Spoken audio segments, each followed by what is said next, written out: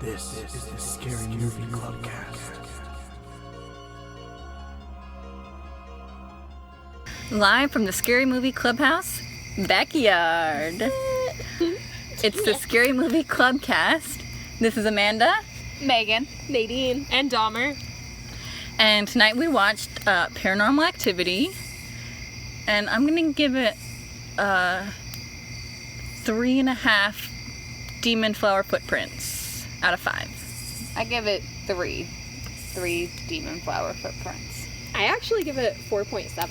I really love this movie. I thought it was so good. I was so invested in their relationship, and it made me believe everything else. Freaking Mika. Yes. I was going to give it a 4 demon flower footprints out of 5. Oh yeah. Mine were demon flower footprints also. I didn't say it. I wasn't measuring out of something else. All right, and tonight we've got a little game prepared. We're going to tell some spooky stories at our campfire. Nadine, why don't you tell us about this game? Okay. Alright, so here's the game we're playing. Campfire Tales. What I've done is I've taken 3 stories. One of them is a scary story that I found via the internet. One of them is a true crime, real life event. And one of them is just a story that I made up entirely. And I have taken Do you need something, Dahmer? I was trying to pet Pepper, but he was just outside of my reach. So please continue. I have taken substantial creative liberties with all of these stories, and what I'm going to do is go through and read all 3 of them, and then you guys have to try to guess which is which. Like, which is the scary story, which is the true crime, which one is just from Nadine's brain. Okay? Okay. Very Questions? excited. So the one from your brain is the fake one. There's Yeah, 2 yeah. fake ones. Well, no, there's one that is, like, someone else's, like, scary story. It could be fake, but we're going to assume it's real. Sure. And then one of them is, like, true crime from the news, and then one of them is, like, just from me. Okay. Alright. And I have taken, like, substantial liberties. So, it's gonna be hard to tell. Because Substantial liberties. I do what I want. Oh boy. It's like, it actually was this one, but instead of 4 men, it was a litlittle girl. Instead of an actual human being murderer, it was a crazy killer monster clown who lives in the sewers. Fooled ya! I try. But, you know, it's because I wanted it to be hard to tell. So we'll see how it goes. Okay, so what we can do is I'll read one story, and then, like, if you guys have any comments, feel free. Nice ones, because I did my best. Life is so busy. I work full time. Man, his birthday was the other week. Like, so much to do. But, and then I'll go on to, like, the next story, and then when we get to the end, we can, like, talk about them. Okay, the first story is called Black Sand. On the west of India, just south of Mumbai, there are many beautiful beaches. 4 friends decided to take a camping trip down the coastline to celebrate finishing their final exams. Unfortunately, Yagnish, Manoj, Amav, and Rashid had no idea what would be waiting for them on that night-fallen beach. The first night of their trip, they found a deserted black sand beach. With only the sound of the waves, it seemed like the perfect place to sleep. Manoj and Amav started a fire while Yagnish and Rashid brought the gear over from the car. The moon hung half full in the sky, giving just enough light to find driftwood for the fire. Once their camp was set up, they sat around enjoying junk food and having a carefree attitude that only comes with youth.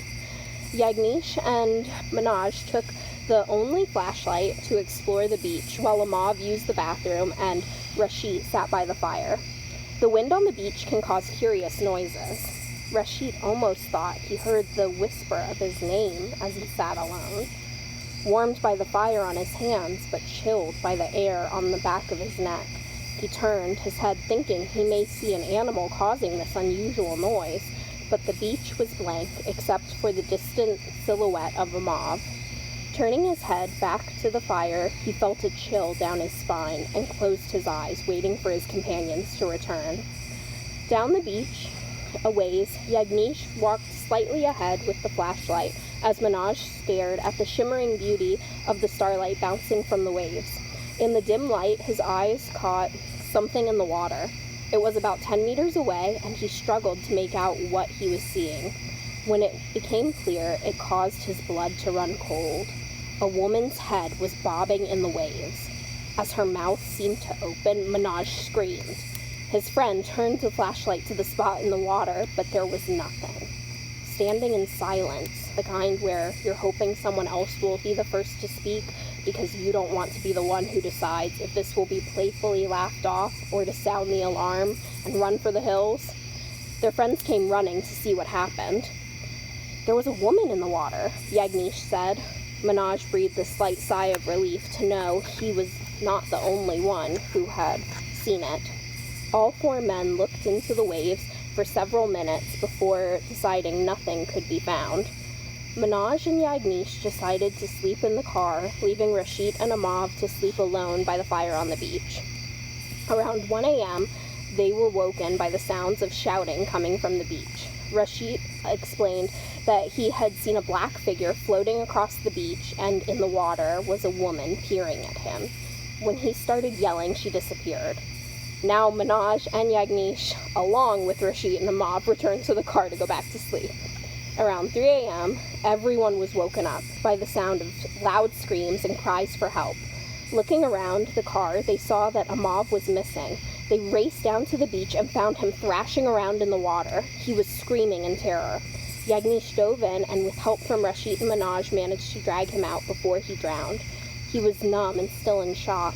After calming down, he told his friends. He woke up needing to use the bathroom and went down to the beach. When he started peeing in the water, suddenly in front of him, he saw a woman's head bobbing in the waves.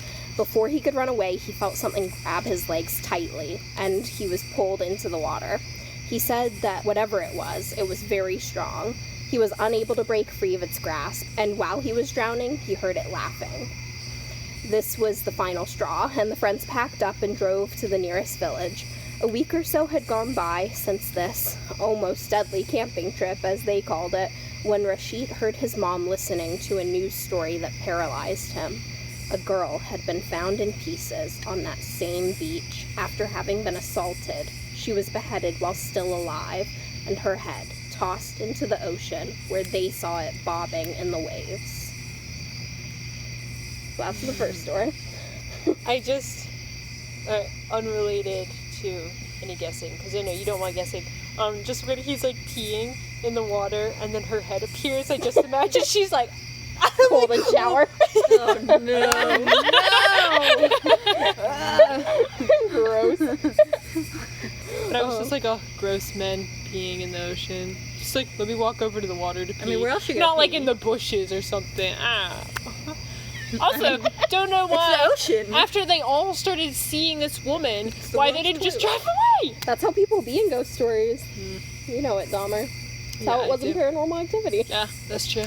Well, because I mean, sometimes things are just like so absurd and out of the normal. You're like, can't be real. I'm seeing things. This is the next one called Deprived. Okay. It was May 1st of 1845 when Captain Fulton left with his crew out of Newcastle Harbor to deliver his ship of convicts to the colony in Australia. He was a leader who created fear in all his crew. It would depend on the day if you feared him as a threat to himself or to those around him. His severeness extended to all those nearby, with only the exception of his fiancée Anne. His tender letters addressed to her paint the terrifying picture of what would be his last weeks on Earth. The first night they set sail, his letter to her is optimistic, brightened by the fair weather, but soon both the weather and Fulton's hopes would falter. The ship carried 50 convicts, most for petty crime, but there was a murderer on board to be transferred, and even more rare was a woman in the group to be extradited. At best, the crossing from England to Australia could be made in 100 days, but with each passing storm, the trip would be prolonged. Captain Fulton's patience began to fray instead of stretching as the time passed. They tossed restlessly on the waves, and the ship was never quiet.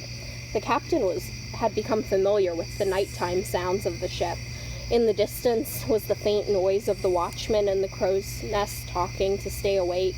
In the walls, the scratching sound of the mice. Against the side of the ship crashed the eternal turning of the sea. The ocean buoyed them up as if to push them out to more natural ground. Each night, the trip grew in vexation for Fulton, as he writes to Anne on June 9th. The deteriorating conditions forced us to reduce our speed to 10 knots, and I believe our arrival time will suffer greatly. My frustration has been deepened after an occurrence last night. I lay in bed, a dove's coo past 3, and I was broken from a solid sleep with the sound of oar scraping against oar. When I arose from my bed to peek out the door and find the cause of the nuisance, it stopped, and I found nothing. The cycle repeated several times until I gave up the mission and remained prostrate on my bed without sleeping until morning. Captain Fulton's crew was strained under the increasing pressure to keep the ship secure and its human cargo safe as the tempest continued. Fulton, unfortunately, was more of a hindrance to them in this regard due to his shortened temper and ill manner. On June 12th, he wrote to Anne in desperation, "My darling, the metal clanging which began 3 nights hence continues each night, and I am caught between the devil and the deep blue sea. Anne, I know not if my sanity or I shall make it home to you on shore. In the light of day I search, but alas, I cannot find a whit of evidence for the origin of this bone-shaking noise, which begins each night a touch past 3. My prayers for sleep seem to fall on deaf ears, and I cannot continue in this way. If I glean not an hour of sleep, I would sooner die." The morning of Friday, June 13th, 1845, Captain Fulton never arrived on the bridge. No answer was given to those who knocked on his locked door. By late afternoon, the boatswain pried open the door, and laying in bed, with his eyes open, and stiff as the wood holding the ship together, was Captain Fulton's lifeless body. Question. Yeah. Did they stop at ports? Is that how he sent letters? I don't know if I should give that information or if that should be something for after guesses. Got it. Right? So, maybe, I don't know. I was also wondering that. So I don't want to give anything away. But they're on the open sea. I was like, But sometimes they write letters and then they'll send them off whenever they have a chance to. And You know, they'll write what's happening it's like that a diary day. for them. Exactly. Got Yeah, it. you'll get like Okay. 6 letters at a time sometimes. Yeah. Okay, so the next one is where you guys need to pull up your emails. so Got this it. one I wrote kind of weird. I did it almost in a format kind of like 'Twas the Night Before Christmas. It's kind of weird. And What's the week of Halloween? so the narrator rhymes, but the people, you guys don't rhyme. So like don't get stressed Okay. out when you're reading about thinking that you're supposed to rhyme. Amanda will be Whitney. You are Brianna. Okay. And Dahmer is Chelsea. Okay. You guys ready? yeah. Alright. 'Twas the week of Halloween in a normal Virginia town, but for 3 friends, something terrifying was coming. No, Amanda, it wasn't a clown. Whitney was a junior and lived at home with her mother. To her dismay, she also lived with her creepy little brother. Saturday was Halloween, and she could barely wait. Her brother kept teasing her, but she wouldn't take the bait. But Wednesday night had rattled her and left her about ready to flee, for she felt something watching her even though there was nothing there to see. What is that? She silently questioned again and yet again. Her eyes saw nothing new, but her sixth sense was kicking in. Against her better judgment, earlier that night, she gave in to peer pressure when Chelsea presented a fright. I brought a perfect Halloween game for us to play. Ooh, a Ouija board. Pass. Why? Are you afraid to talk to the dead? I'm afraid my mom will ban you from the house if she catches us. Good thing to choose at work then. Set her up. And so the game begins, helping her avoid this friendly roast. Too bad no one taught these 3. We never communicate with ghosts. As the sun rose, Whit decided she no longer had this worry, but she was running late for school, so she really had to scurry. Thursday came and went, fogging the memory of her previous slumber, until from a dream she was broken to the sound of a curious thumper. At the window she could hear a faint tap, tap, tap, but remained under covers, never emerging from the wrap. Friday, all day long, she prepared for tomorrow's fun, but walking into her room, that feeling was totally done. A stench attacked her nose as she opened the door. Couldn't say what it was, but it really smelled poor. What the? Oh my, this just won't do. Chelsea was coming over and Brianna too. No longer easy to write off. A feeling, a sound, a smell. Whitney began fearing if the Ouija board had cast some kind of spell. Finally, time to celebrate this All Hallows Eve. Whitney's little brother had gone to sleep over with his friend Steve. What is that smell? You smell it too? Me 3. It's really terrible. Is it only in your room? Yeah. It smells like the bathroom at a truck stop 10 days after the cleaning crew quit. No biggie, we can sleep in the living room tonight. Yes, thought Whitney, repulsed by her own room. Each night it closed in on her like a solemn tomb. Alright, let's pick out on candy. What candy? Are you telling me we took John and Steve trick-or-treating, but we have no candy? All day long, they'd been good as the chaperone. As for King of Candy Mountain, they'd yet to earn that throne. Your mom got dum-dums to give out. Blech. Cheap. She just didn't want us to take the candy. That's why she got dum-dums. Well played, Mrs. Hutton. We should have taken some of the boys' candy. Aw, bully. Haven't you ever paid dad tax? Chelsea. Okay, well, you may be fatherless, but trust me, it's normal American custom. Chelsea! We should get in on this. What? Trick-or-treating? Yes, it's our karma. We helped them get candy, now let's help ourselves to some candy. Number 1, we're too old. Number 2, How old is too old to go trick-or-treating? 12. Okay, killjoy attitude aside, please come trick-or-treating with me. It is only 8. We could get a whole hour done before people start turning their porch lights off on us. You guys will still sleep over tonight, right? Get me candy and I'll sleep anyway. The quest was simple enough. Whitney didn't even realize her week was just starting to get rough. They ended up with sweets till their bags could overflow. Getting late, they decided to home they must now go. Across an empty parking lot, not far from Whitney's place, the girls stopped in their tracks when met with an unfamiliar face. The dark, gloomy figure they saw from afar suddenly was looming right next to where they are. Pulled into the woods, the girls began to shriek. Whitney's eyes went dark. Her heart was just too weak. Lying on the damp wood ground, this is the horrific sight where Whitney was later found. So listen up, boys and girls, and tell it clear from coast to coast. Halloween can be great fun, but we never communicate with ghosts. Excellent! That was some good, retelling. Oh, thank you. Thank you. That was definitely my favorite one. Also, I clearly spent a lot of time on that. I spent a lot of time. It was so hard, guys. There was no time. These all could have been so much better if I'd had more time. Honestly, I thought this I thought was they were really really solid. good. Also, Chelsea, what a piece of work. I know. I was like, Chelsea's obviously not right. I was like, it's not even a question. She's really good at playing the bad guy. No, you're just good at being the wild one.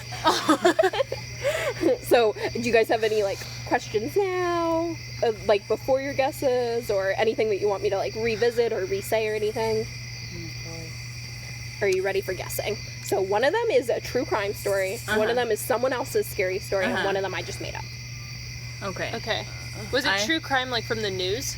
Yeah. Okay. What? Where else is she gonna get It's a it true from? crime that Nadine committed. Don't tell. Secret, Don't be alert. Okay. Wait. You're like, for the podcast. Did it for the podcast. Gotta get those clicks. It's someone else's story that's one that you made up. Yeah. So, I don't know what my neighbors are doing. They're having a good time, whatever it is. Also, something is dead in the woods. I can smell it. Okay, thank goodness. I smelled it too, and I was like, whiffs what of is that? Also. That's death. Probably something. There's train tracks Whitney's back there, room. so. They're really loud. Is it a joke? Maybe they're drunk. I mean, It's they have Saturday. to be, right? Hold on, Michael. I mean, you can be drunk any day. Saturday means nothing. I bet they're literally sitting like this close, talking that loud. Well, I definitely have some thoughts and opinions about them. Okay, what are your thoughts and opinions? I definitely think the first one is one you made up. 'Cause Okay. it sounds very similar to our personal experience on a black sand beach. We did have a weird personal experience on a Really? black sand beach. You want to tell them about Was it it? in Iceland? Yeah, it was in Yeah. Iceland, and it was me, Nadine, and her friend Gray. Makes it sound like you hate him. Me, Nadine, and our friend Gray. Gray. I just don't know him that well. Nadine's known him forever. Yeah, one of my besties. But so we go to the Black Sand Beach. It's incredible. It's amazing. Like incredible So to see. beautiful. It's very cold though. It was not warm. No. And we're just looking at the beach, looking at the sand. It's all really cool. And then all of us see what I can only describe as a mermaid. There was a head. There was some Was it a seal? something. Maybe. Possibly, but we just That's- we yeah. saw it, and then it went under, and then it never came back. And like we could see for miles all around us Right. on the beach. So like Yeah. Oh, it was very weird. I just know that seals are all over Iceland. Yeah, I mean, Yeah. basically, once thinking about it afterwards, it had to be a seal, but in the moment, it definitely was like, Because we were all like, What? is there someone I swimming know, out there? we were all like, but you saw it, right? Yeah. All three of I'm us. so thankful that all three of us saw I it, because know. I definitely would have just thought I was crazy. Yeah. Yeah. So that's So that's something to consider. Mm-hmm. But I have been very tricky. Tricky. Right. Well, my thought behind it is one, it could be one of yours because I know that you like India. I do love India. India. I But do. you also could have specifically looked up a news story or some sort of story from India because you do love be it tricky. and you were like, I You want never that know. one. You never know what I'm gonna do. I think that the last one is real, whether it's a true crime. I think or that one someone is real else's. too. Yeah, I don't I think think you the would've other one is gone- one is someone else's story. Yeah. Okay. Wait, so do you have the exact same guesses as Amanda? So Amanda is guessing that India is the one that I wrote. Mm-hmm. And then what are you? That the Australia, England ship voyage was someone else made that up on It's a scary story. Reddit of or someone something. else. Okay. And then the other one I think is based on a true news story. Okay. And if it's not that way, then I think that the creepypasta one and then the news story are flip-flopped. Okay. What are your thoughts, Megan? I'm sorry, I'm just so distracted. I don't know how you can be that distracted. I can't tell what they're saying, so I'm not paying attention. Yeah, it's basically like the parents on Charlie Brown. Yeah. I didn't know that they moved into your neighborhood. Apparently. With a megaphone. Literally. What were your thoughts, Megan? Oh boy. I don't know. So there's the one with three Hard. friends and it's Halloween. Yes. The boys on the Indian beach and the crazy sea captain. Okay. I want my guesses to be different from yours. That Yeah. way, we're going to cover all of our bases. Someone's going to be right? So I'm going to say that you made up the three friends on Okay. Halloween. I'm going to say that the ghost story was India. Okay. I'm just going to make it completely different from Amanda's. And that the one based on a true story was The Voyage. Okay. Okay, I think very similar to maybe exactly like Amanda's. I think the Mumbai story, the fake one. Okay.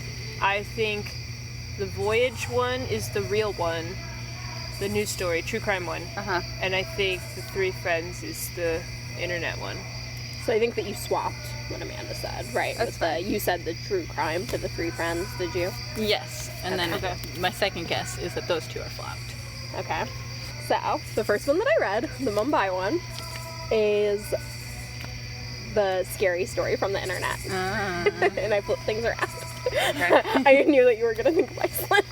And I was like, got him. I already forgot what I said. So the did Indian you add one the was. elements of the Did I Black say that Sand was the Beach, true or story? like? It happened on a black sand beach in India. I added those names. One of them is the name of a guy who I had a crush on when I was a child. No, I did say that.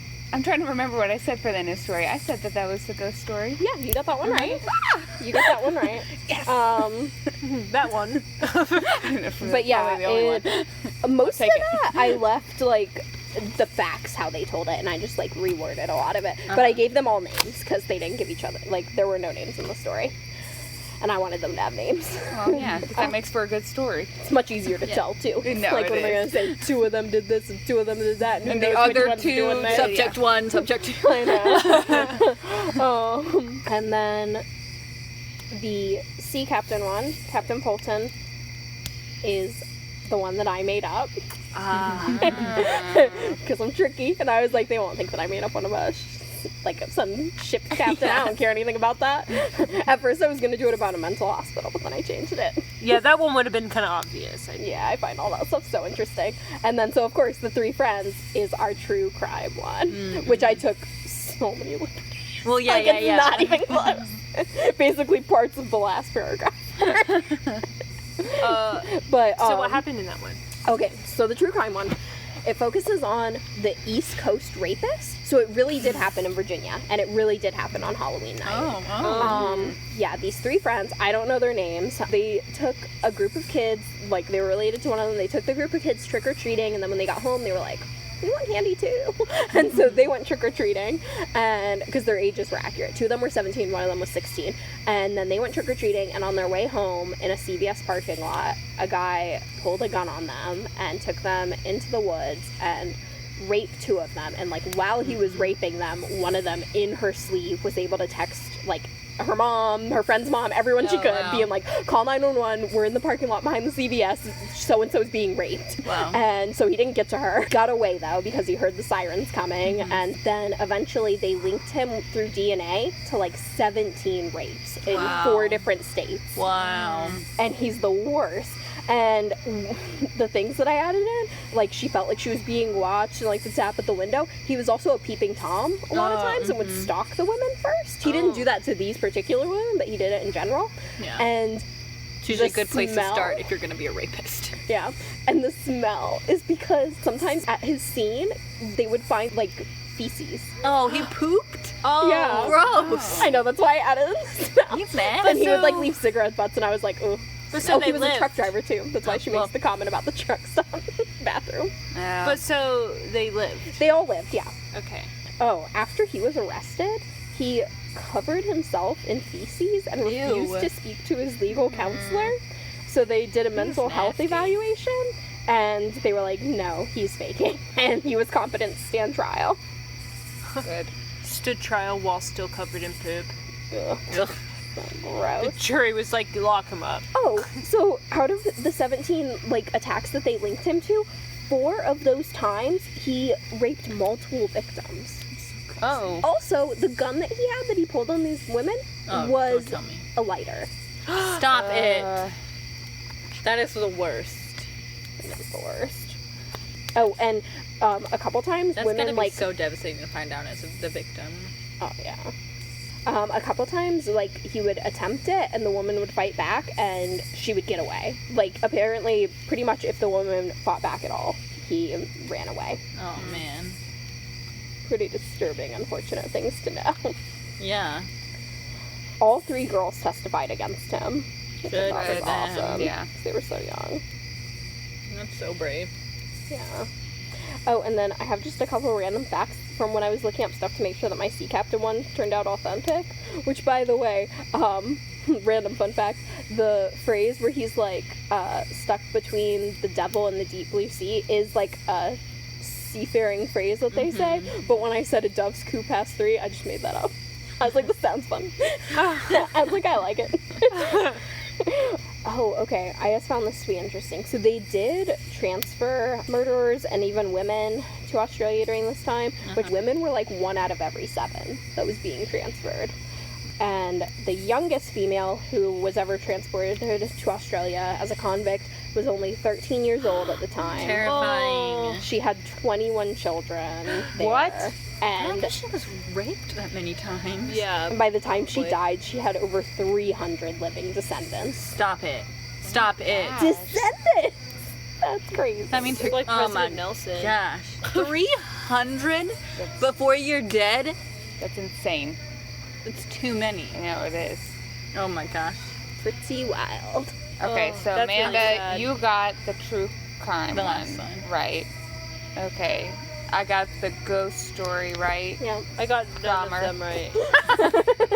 I'm glad I decided to mix it up from yours. Yeah. I was like, I'll just make it a wild guess. Got one right. I did the most too because I was so nervous that for some reason you guys would just guess all of them off the bat. Nothing would have made me more angry. If we all three had guessed nailed correctly. I would have been so You're mad. like, I I would give have been like, I'm leaving. Podcast is over. It's like delete. Never doing anything ever again. No, you did a good job. Yeah, I thought that was fun. really fun. That is crazy how similar that Black Sand story is to our story. It Right? freaks me out. a little I bit. know. Apparently, ghosts be on black sand beaches. Also, from their story, like, Spooky. it wasn't like a week later. I like changed that because I wanted to be careful of how I worded it. That it could have been the true crime one. That you guys could have been like, oh, maybe she's telling it like from the story of people who found the body. So everything else in it was pretty accurate to what they said. And then like that was the last thing when they had to yank their friend out as he was being drowned. And so then they went to town and they went to some restaurant, and the waitress there told them that that beach was haunted because years ago a woman had been assaulted there and then beheaded while still alive, and her head thrown in the waves. so sad. Yeah. Man, I really want to go to this haunted beach in India. I'm You're all like, go about to it. India. It's got a lot of stuff I like. I got a little time. All right, thanks, Nadine. Those were so good. It's so fun. I still can't get past that was someone else's story, the Black Sand Beach one. It's basically ours. Yeah, because that is what happened We to should put up a us. picture on the Insta when this episode comes out of the Black Sand Beach that we were at. It's beautiful. You can follow us on Facebook and Instagram at Scary Movie Clubcast and subscribe to our YouTube channel. We'll see you next movie night. And guess what? It's Halloween! Happy Halloween! Happy Halloween! Bye! Halloween!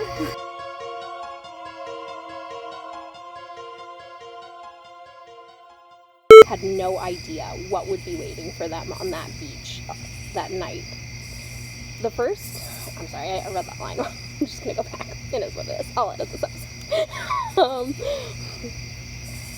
Number 1, we're too old. Number 2, How old is too old to go Do that line real quick again. Yeah. I know. Number 1, we're too old. Number 2, How old is too old to go trick or treating? 12. Man, sorry, I didn't see that part. Number 1. The quest was simple enough. Whitney didn't even realize her hold week up. was. Yeah, that's all. That's all I That's got. all we have. Is I that know. a problem. Oh, okay. Okay. Sorry. Okay. That's all I we should move back. There's a gate back there. I don't want She's like, I'm ready. Come and join the party. Makes me nervous. Oh, you have a gate back there? On that side. Other side of the shed. That's how you get back from the train tracks. When you have to walk there because your car broke down and you still have a wedding to go to in Pennsylvania. Or you're looking for Pepper and he's hiding in the closet. Although Pepper did scare me because he came up behind me and I noticed something moving, like right back here, and then it was Pepper. You know what's scary about campfires is that it gives you light, but not where you want it most. Like Yeah. all No, behind it's you just- and around you is dark. Right here. You're like, I wouldn't be easy to sneak up and murder in this position. Not at all. I'm gonna say that They must know that your parents are out of town. They're like, we got you. gosh. Oh, your parents talking? No. Classic. What? Talked about it earlier. It's fine. So good. Yeah. He's shouting. You want me to yell shut up? No, please don't. Then we all get murdered. You suck. Please quiet down, good sir. Because you're terrible. It could use a little work, but not right now. It's like I always hear people talk about the stories like people who like are forced to dig their own graves. I'd be like, no, Yeah. Like, I'm not digging that. I'm not digging it. You're gonna kill me anyway. Right, Yeah. you can dig it. You can Want dig me it to after dig- I'm You want me to dead. dig a 6-foot hole? Just kill me. I'd literally rather. You're not gonna have me dig a 6-foot hole and then be like, and you're free. You did like I know. say that to them, like just kill me. Just do You're not it. gonna bury yourself in this hole.